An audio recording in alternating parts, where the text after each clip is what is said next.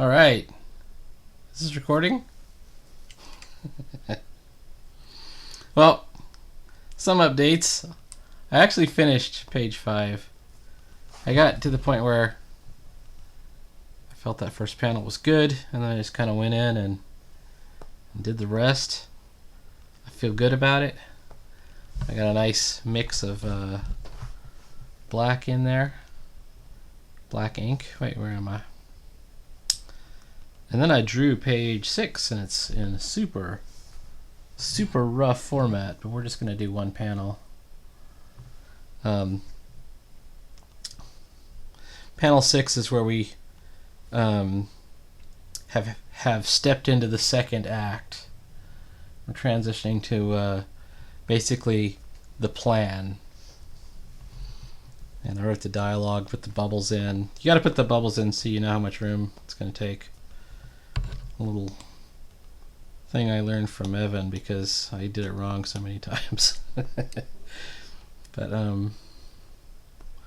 also, I guess I should show this before I move on. Let's see. I've got,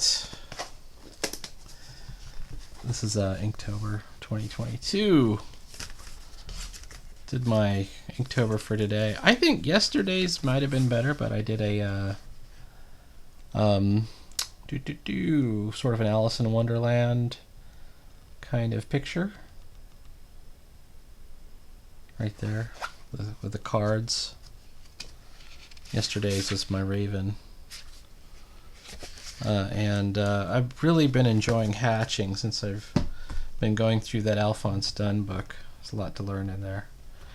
And I haven't even really just sat down and just started doing some of the tougher stuff, tougher things, which is, some of the exercises. Many of the exercises will not leave you with a drawing at the end of it. It's really just an exercise in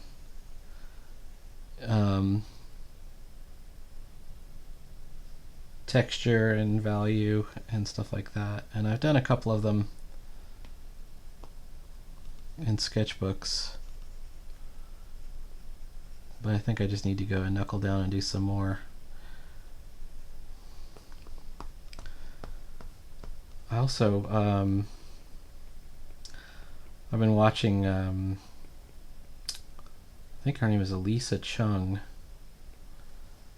and she's been doing some interesting things with a glass pen, so I think I might mess around with my glass pen. She has the same kind I have, which is basically the same Chinese knockoff glass pen available on Amazon that everybody gets. I think Jake of Jake's Art Corner has a similar pen. It's a good pen.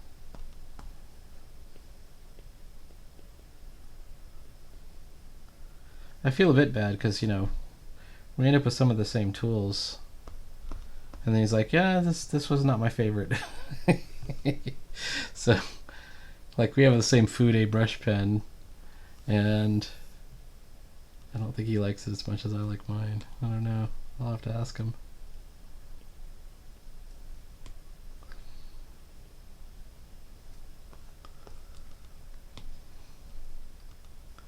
Fountain pens are definitely an acquired taste, though. Like, which ones are the ones you want to use and commit to. The one I really love is this one. This is a TWSBI Go, and it wasn't my original pen of choice. It's the easiest to fill.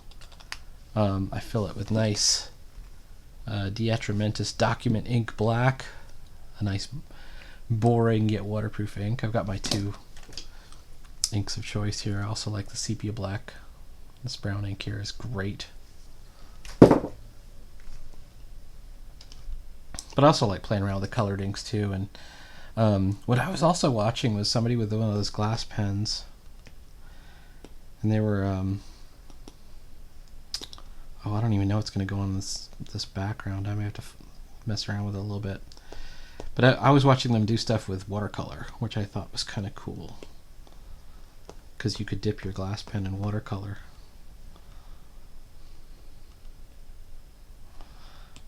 All right, let's layer 2 we're going to call pencils.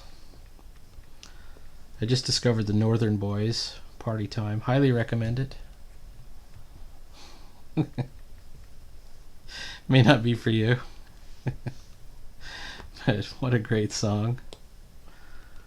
He has the line, he says, bald, mean, and full of beans. What is the line? I'm bald, mean, I'm full of beans. I got a Yamaha keyboard drum machine and a Metallica patch on my dungarees. Girl, can I get your number, please? it's so cool. Oh, very cool. Oh, that is a surprisingly okay nose that I just did. All right.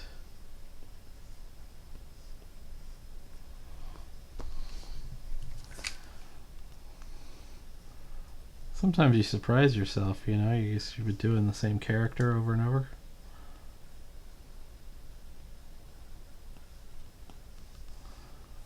Or just drawing faces over and over.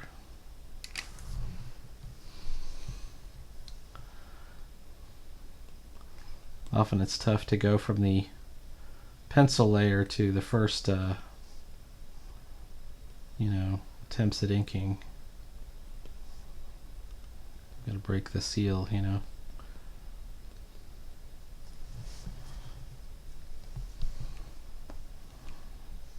Bald, mean, and full of beans. I got a Yamaha keyboard drum machine and a Metallica patch on my dungarees.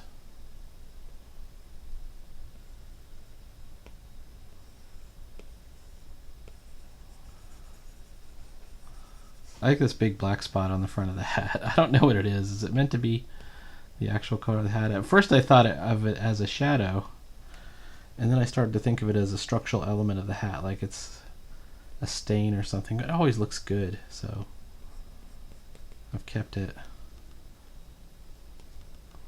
I want a slight indentation, not a whole big one, but I can see that my problem is my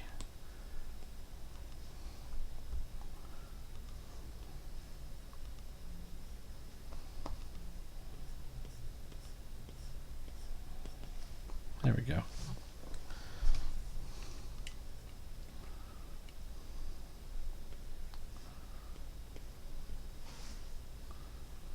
This is kind of the same problem on the front page.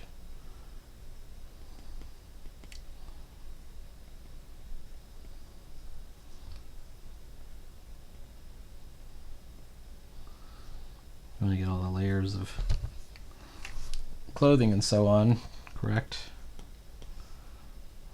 without having to sort of draw them first. Now, if I was smarter, and I'm not, I would have left the ropes till later.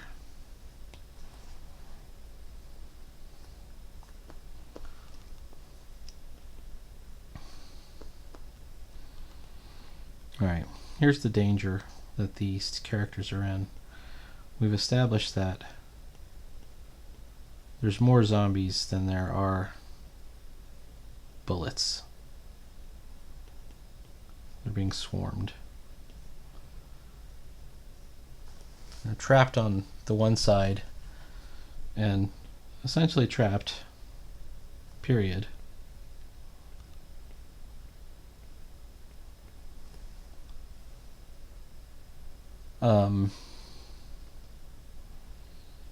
By the void, by the collapsing dimensional portal that's on the other side.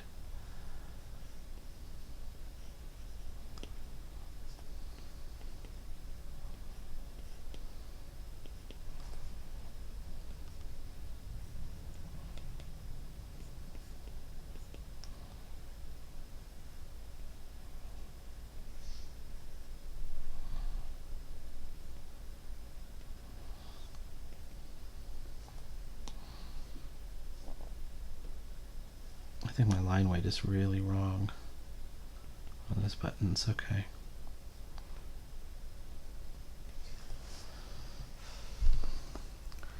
Alright, let's Let's unbake the pencil layer for a second. Ah, that's okay. All right.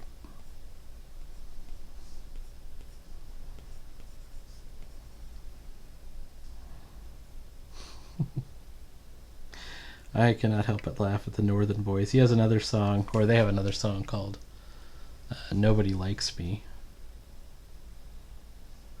And the thing is, I've actually seen like bits and pieces of this video. Like on Instagram in what are called reels.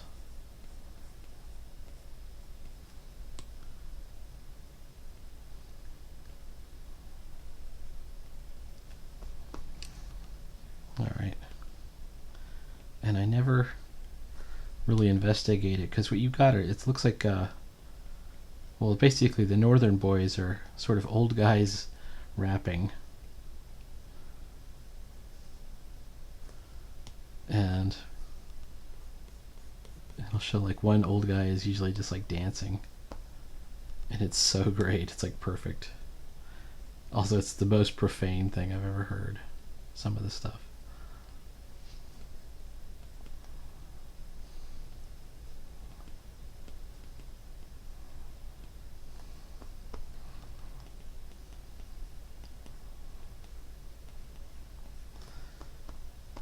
I think their names are Patrick.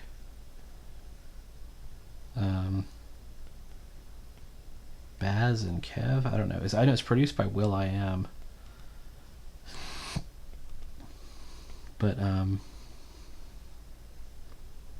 just gonna tell you, it's amazing. This is really good. So check out the Northern Boys when you get a chance. Good times. Oh wait.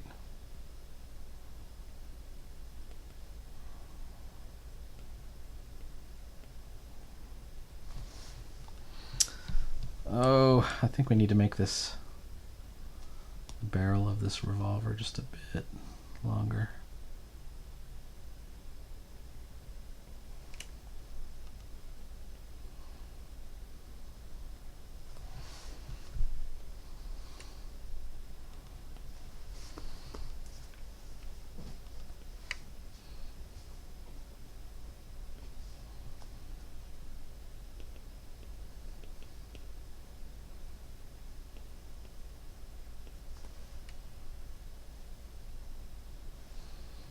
I guess if he's got this gun, then this gun is probably still here.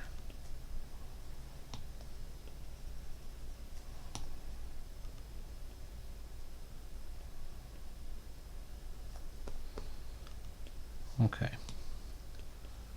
Now what do we do about this? Fix the gun belt situation.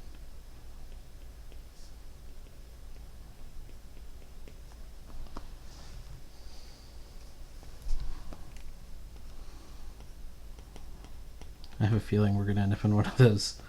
We'll take several days to finish a page again. That's not my usual modus operandi there.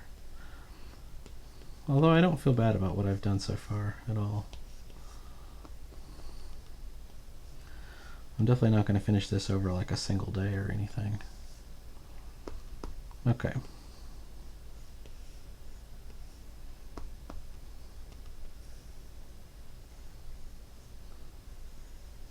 The thing about cowboy boots is there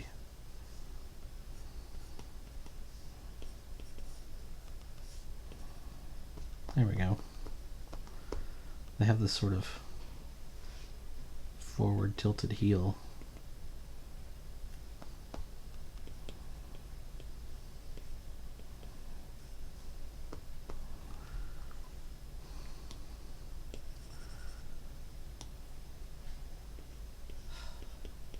Rabbit Fighters right in front of him. This is kind of like the Butch Cassidy and Sundance Kid kind of moment. I should rewatch that movie. Maybe it'll give me some more ideas. This is a dead zombie. I don't know if you noticed the zombie getting killed in the previous page.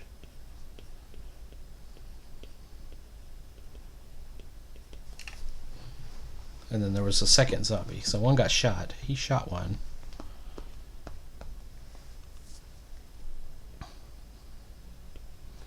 And then he also hit one with his crowbar. At this point, he's got his weapons holstered, and he's got his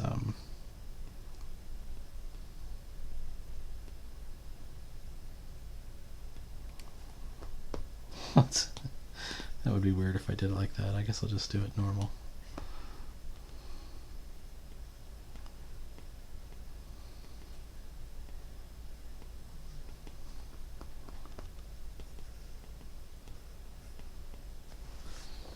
All the story and the emotions plays out in the expressions and the hands. So if you see somebody who died a painful death, it's like they'll have their hand kind of, twisted up.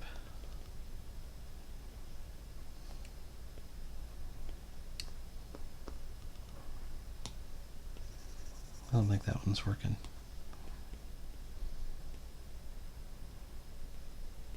That kind of works. Might be a bit long. I think we went a bit long.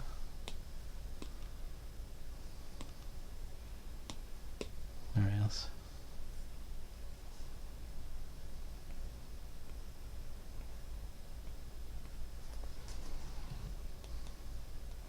Anyways, I'd recite to you more of Party Time by the Northern Boys, but it's so filthy that I can't. It's hilarious. Alright. I mean, I guess I'm no stranger. I had the Wheeler Walker Jr. album like the month it came out because it was so funny to me.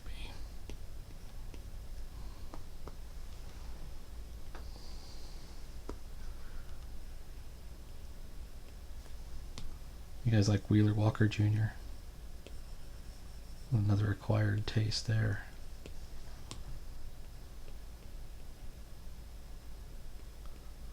Although the guy turned out to be... So the funny secret of Wheeler Walker Jr. is his brother, the real life brother of the Wheeler Walker Jr. guy, is the guy from the Scissor Sisters. And he's a comedian. So the whole thing is it's a character. It's basically a combination of Lee Greenwood and David Allan Coe and I don't know, something else. And it's sort of like, you know, these filthy country music parodies. Over the top. I think his biggest song was called Fuck You Bitch. Hilarious. Alright. How far are we? If I take the pencils out. Alright, we're starting to get kind of a vignette, right? Of with this compact scene of our Butch Cassidy and Sundance, you know, figures. We're gonna have the two bodies. And we're gonna have some terrain, right? And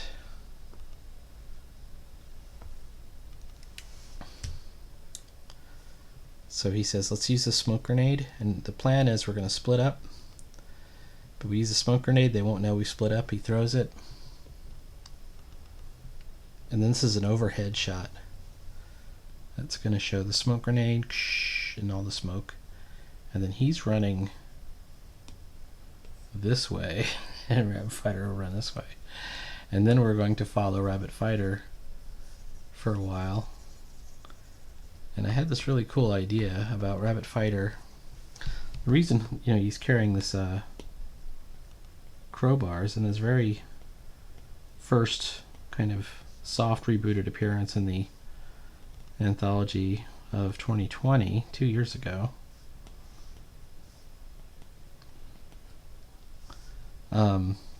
He had just lost his sword. The sword is all in the mini comics. I don't know if I have any of the mini comics readily available. I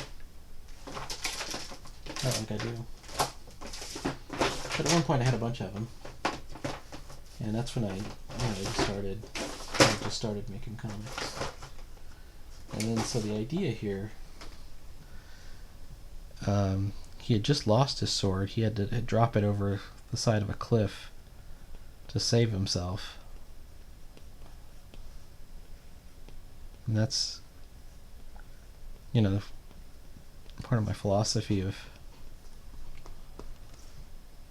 making a character, a heroic character, interesting is you have to put them in danger. You have to injure them. You have to beat them up a little bit. In fact, if you're not doing those things, you're not showing a lot of danger, right? Alright, so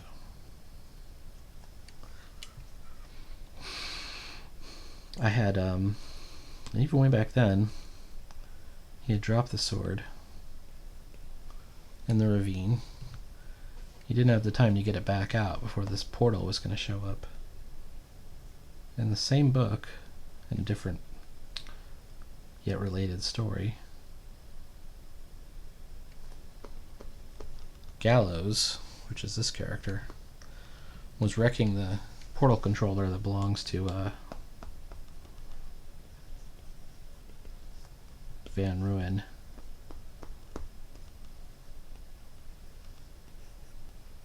I think his name is Thaddeus Van Ruin. And that leaves Rabbit Fighter stranded.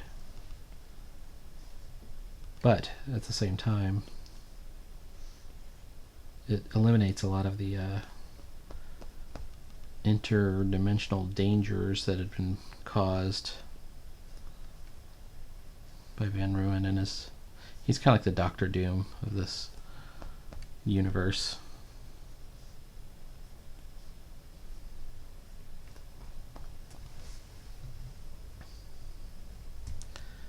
And as everything was exploding, you know, Gallows and his former sidekick partner Topaz escaped through different portals, and one of them, Gallows here, ended up in Waste World. And I haven't done anything with Topaz since, so wherever Topaz is, she spent 2 years doing it, and I haven't done a single comic with her in it since, so I might have to do something with her. I was thinking of, I had this idea of, so people will probably not believe this, but I'll say it anyways. Namor, the Submariner, it's going to freak you out, is public domain. And the reason this is, I think it's in such a way that not even Marvel and their best lawyers could really dispute it, because what happened was, before Marvel Comics #1, or Timely, when it was Timely Comics, Bill Everett's little group of comic artists, and I like to think of our group as kind of like a little group, you know, where everyone gets to maintain ownership of their stuff. Bill Everett's group self-published a thing called Movie Weekly Funnies, which was meant to be given out in movie theaters, and it included Submariner. They were not yet part of Marvel. Marvel didn't even know who they were, or Timely. So Timely liked the character so much that they said, okay, your whole studio, we want to hire everybody, Bill Everett, you know, everybody else. I think it was everybody. And Carl Burgos was in that group. He created the Human Torch.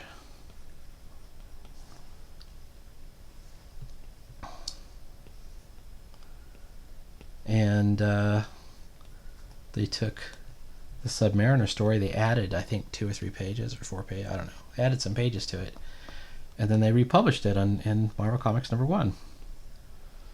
So you've probably seen, you know, trivia that says, oh yeah, Namor the Submariner is one of Marvel's first superheroes. So it might even say he is the first one or alongside Human Torch.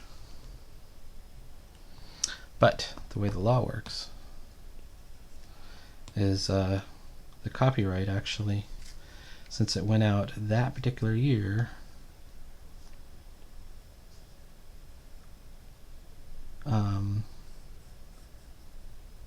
and it was not maintained in that format, and there was no copyright notice on that thing, Namor himself is public domain. Oops. There it is. Oh, I don't like that.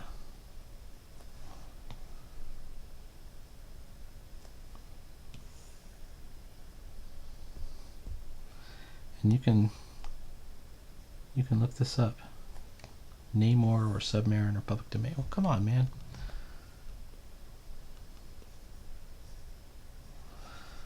I'm not getting this right. Let's try that again. Okay, that looks like it worked.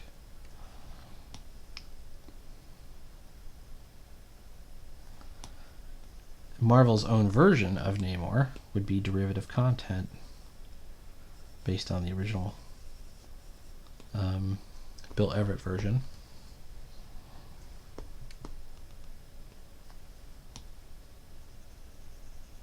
And, you know, of course nobody wants to put themselves in legal jeopardy, but it seems pretty cut and dried to me anyhow.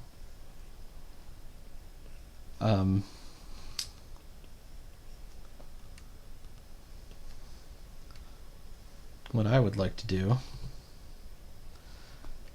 is I'm going to make a character. I'm going to use a slightly different name than Namor. It's going to have a similar look.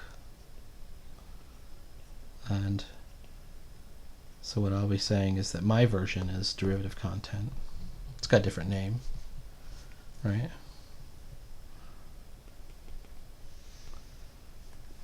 And that's going to be one of the titans, from my setting. It'll be called Namor Okeanos, or just Okeanos.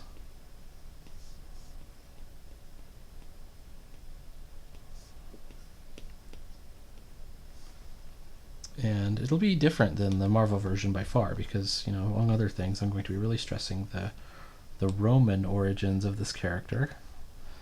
In fact, the name Namor is the word Roman spelled backwards, but that's not all. Those little ankle winglets. You can look up ankle winglets in mythology, and you can see them on the heels of Mercury and other Roman statues. Bill Everett had a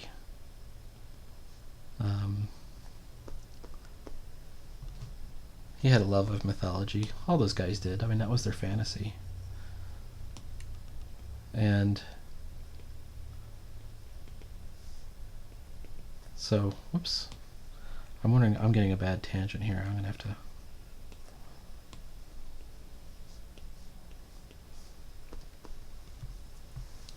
So yeah, that was their fantasy. So, you know, just like Kirby and Thor, this is supposed to be a loincloth.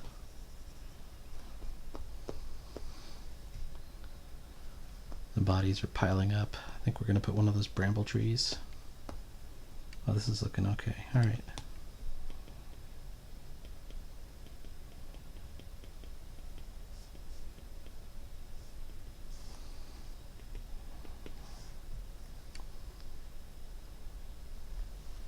I don't think I've got this foot right in the right place.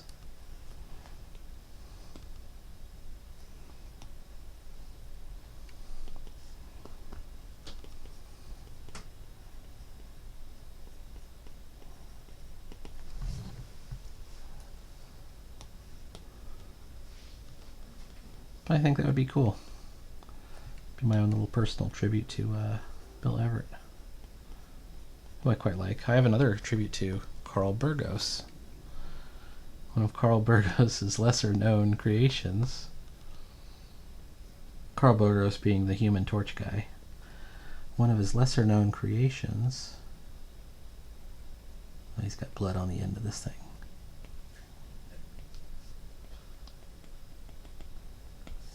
And blood all over himself.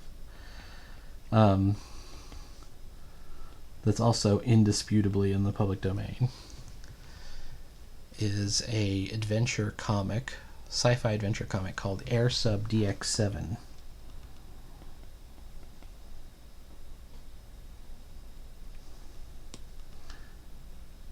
And it was a futuristic vehicle designed by a professor, and he was adventuring around with his daughter, and they eventually met this guy, like a pilot, I think. And he joins in. Well, the air sub, whoops.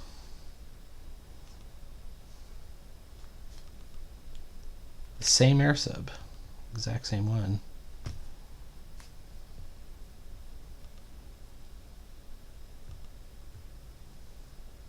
Is right here.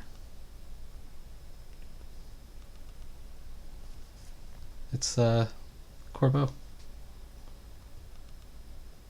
Oops.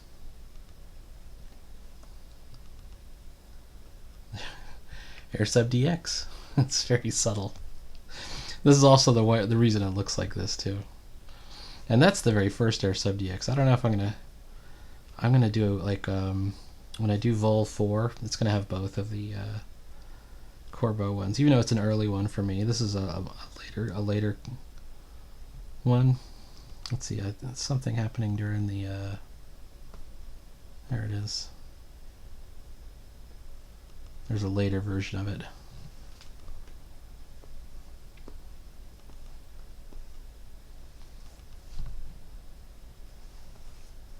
It should have the words DX in there somewhere. Maybe I should put it right here.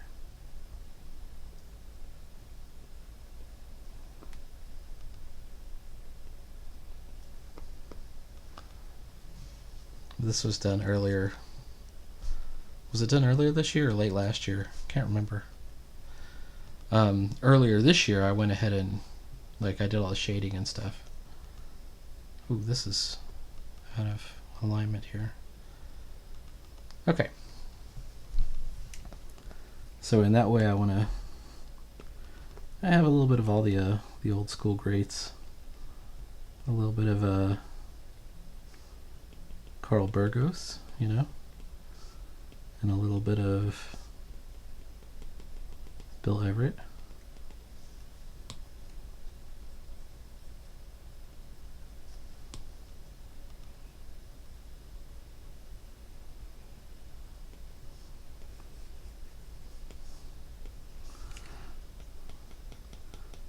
Is this the one he shot or the one I think this has got to be the one that he bashed the zombie's head in, so it's got to be like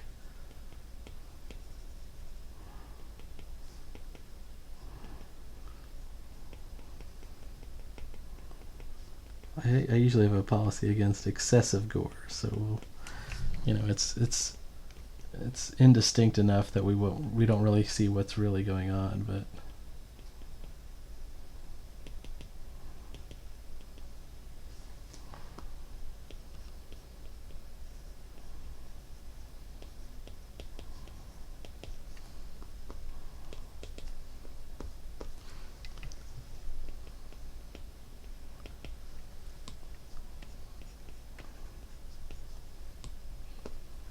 throw some more grass in there.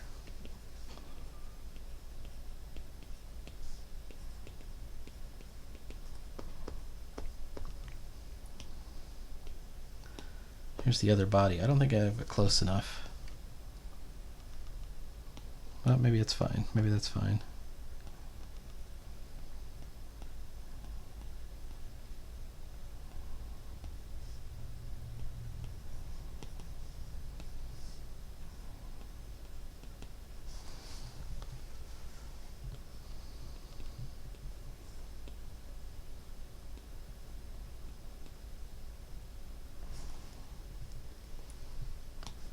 Alright, so this is what I mean by showing the trauma of death here. It's in the fingers. You know, when you see those fingers, you know this guy's not merely knocked out, right? Alright, wait.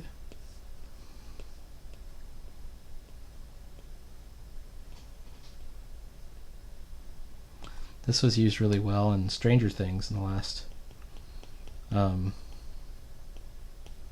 season. When, what did they call? I can't remember. Oh, they called the, basically the other psychic Vecna. Although obviously that wasn't his name. He's almost like a psychic reflection or an echo of the original human mortal psychic. But they decided he was Vecna and just used that name.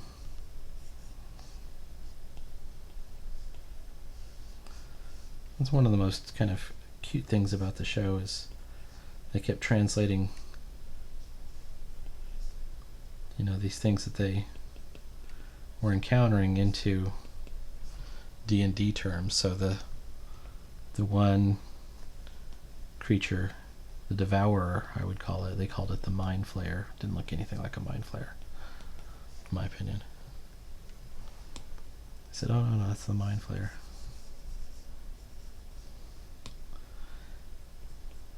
Alright, your body leaking.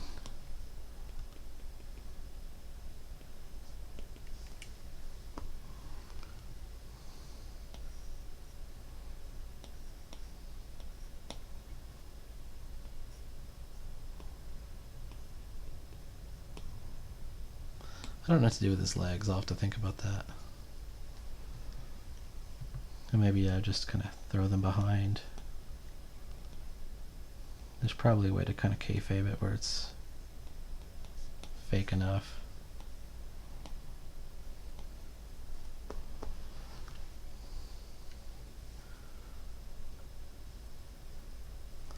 I've got a couple of other zombies kind of coming up in the what we call the extreme foreground.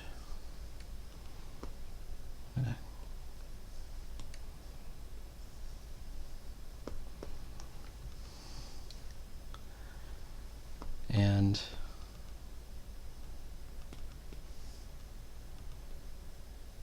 I want to get the idea that there's like a cliff wall behind them. That's what he's running past.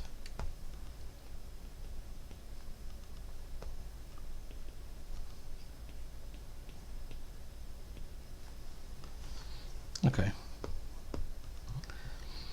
I think I'm going to leave it at this while I work out some other issues. But here we have page 6. Started out. It's basically lettered. We don't have the bubbles in yet or anything, but we got a good start. We got some roughed dimensions for, you know, where the other stuff. Oh wait, his rifle. Gotta do that.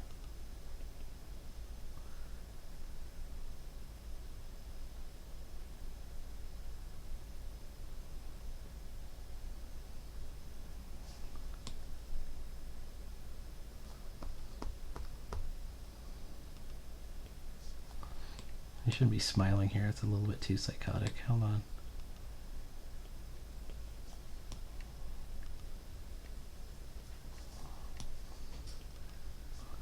I don't know if I like his eye there too.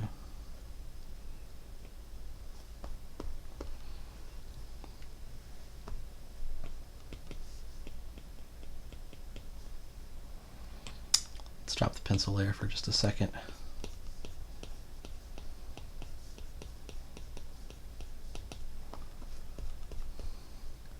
What I used to love about the Ninja Turtles is they didn't shy away from overwhelming odds for the turtles,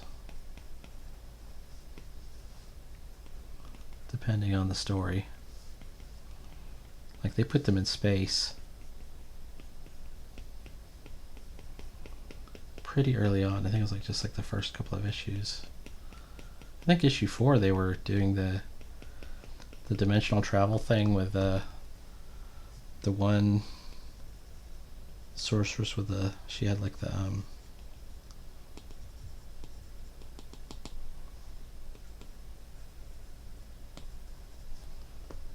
like the clocks all over her. If you were a Teenage Mutant Ninja Turtles gamer, of course you knew that that was from Transdimensional TMNT, one of the greater supplements, one of the all-time great ones, really.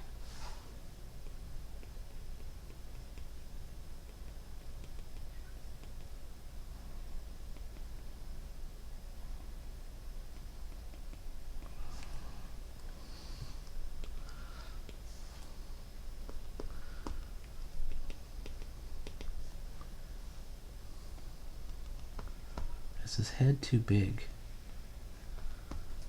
Oh, I think I made his head too big. I've given him sort of dwarf-like proportions. I think we need to back some of this off. I think the hat is the right size.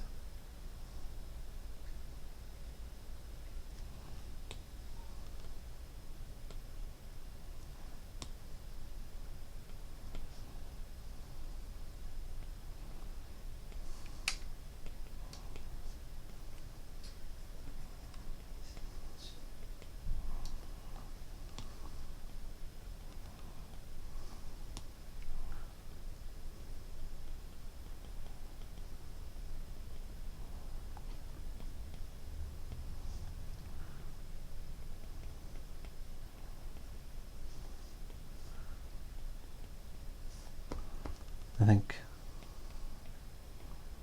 by the end of it, I want to have just, these guys are going to be covered in blood. Just like basted. Alright, here we go. Oh, wait. Gotta have your wrinkles.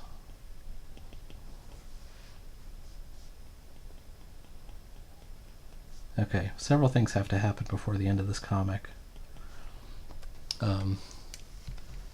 Rabbit Fighter has to get into an overwhelming battle, like overwhelming. Like you as a reader should be thinking, he's probably not going to make it.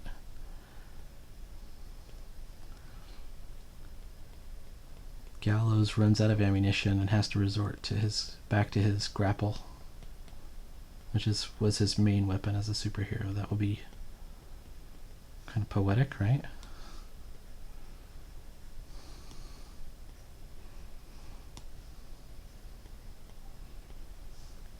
I have other ideas in store as a surprise.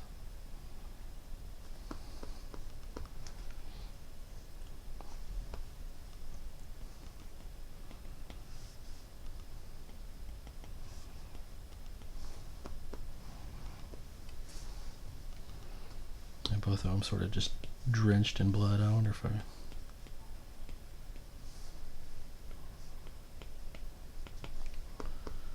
Alright, it's the beginning of something. We're going to continue on. Catch you later. Remember to like, follow, and subscribe, and we'll see more comics. Getting drawn, one page at a time. The old-fashioned way. Maybe not the old-fashioned way. The digital way, I guess. The digital way on Procreate. But it's pretty much the old-fashioned way. I mean, I draw pencils and I do the inking layer over the top. Well, not resorting to any gimmicks. Alright, good times. Like, follow, subscribe, and we will see you later.